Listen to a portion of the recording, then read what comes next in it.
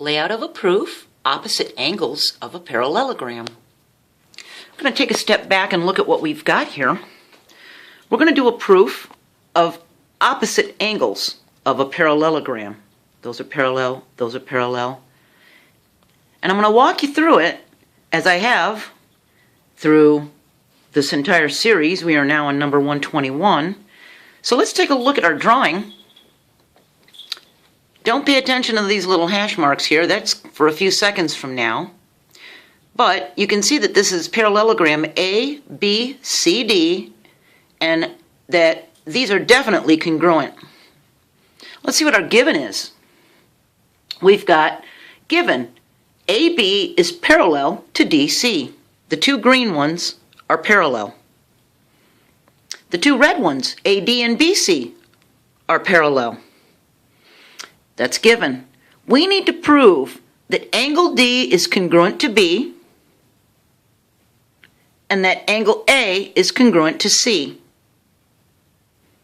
And if you've watched my videos, the last few especially, the hint is two triangles make things easy to prove.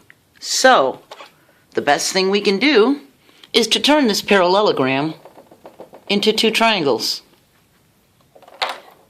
Now you can see that those hash marks make sense because this angle is congruent to this one and this angle is congruent to that one.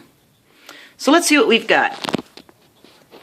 AB is parallel to DC, the green ones, and AD is parallel to BC. We've got that. That's given.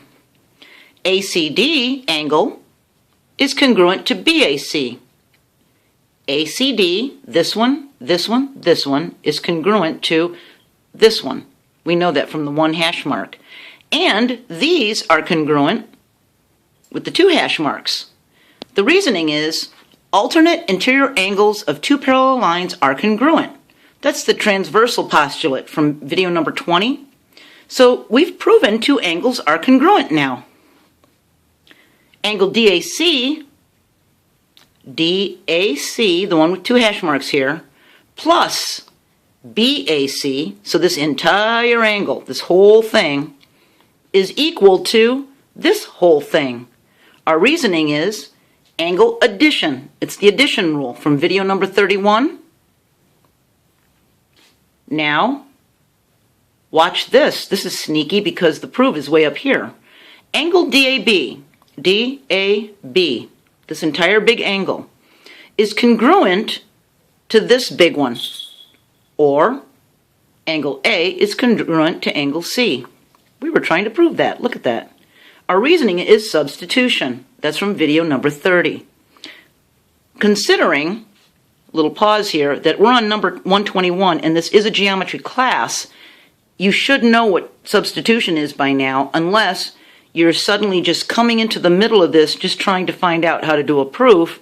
You may be a little lost because others have watched it step by step and understand what I'm saying. And I am trying to explain as much as I can. So if you don't know what substitution is, go back to video number 30 real quick and you'll see. So now we've proven that line AC is equal to line AC. It's a shared line for the two triangles because of the reflexive property of congruence. We've used this many times in proofs. It's also called the identity property. You can find it in video number 27. And if you look, we've proven two angles are congruent. We've proven that angle A is congruent to C, which was part of the things that we were told to prove. And now we've proven a side is congruent. Are you starting to catch on to what's going to happen? Angle, side, angle. So triangle ADC, the one on the left, is congruent to the one on the right, ABC, because of angle, side, angle rule. That's in video number 104. So now we definitely have two angles and a side. Angle, side, angle is proven. So now we're going to make the statement of this proof that needs to be done, that angle D is congruent to angle B. Our reasoning is CPCTC. Congruent parts of congruent triangles are congruent. That's in video number 112. Corresponding parts of congruent triangles are congruent. So now we've proven that opposite angles of a parallelogram proof And our next video, number 122, is going to be about diagonals of a parallelogram. I hope I'll see you there.